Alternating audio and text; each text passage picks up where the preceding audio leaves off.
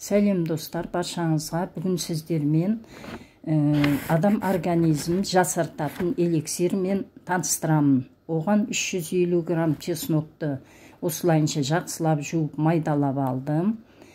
Оны соковыжималкіден өткіздім, майдалап. Міне осындай болады. Енді оны шыны ыдысқа жақсылап саламын.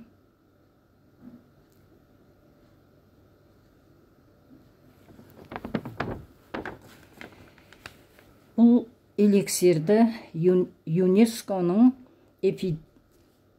экспедициясы Тибеттегі мешіттердің бірінен адамды жасартуға арналған рецепті тауып алады. Бұл біздің ғасырға дейінгі 5000 жыл бұрын лайдан жасалған кестеге жазылған болатын.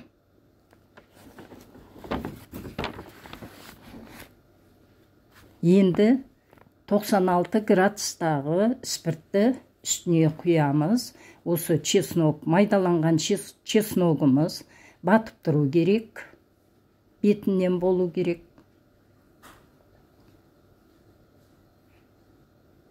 Енді крышкасын жауып, 10 күн қараңғы салқын жерге қоямыз.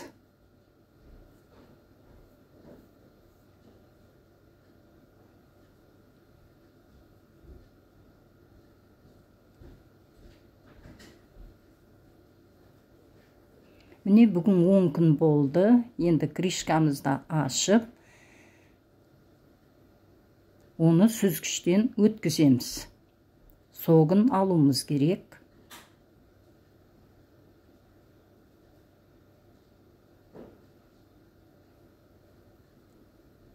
Енді сүзгіштен өткіземін.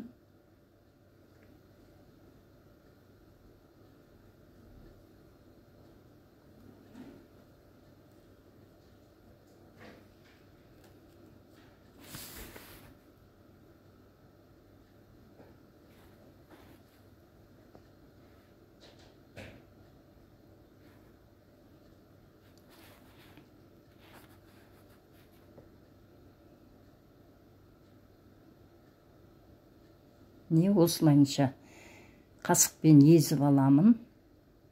Соғы шығады.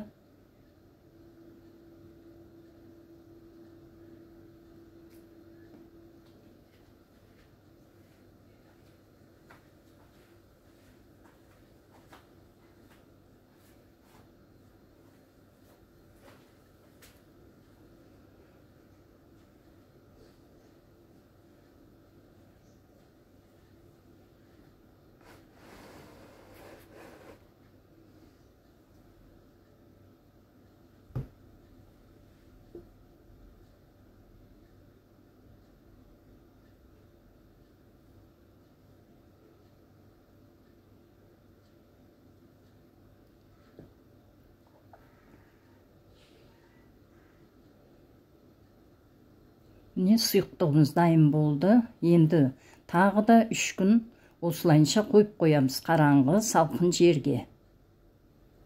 Міне бүгін 3 күн болды. Банкамызды ашамыз. Салқын стаканның 4-тен 1 бөлігіне шамамен осыншама болу керек. Сүт, салқын сүтке бірінші күні 2 тамшы тамызамыз. Сөйтіп ішу керек. Енді таблицаны сіздерге көрсетемін.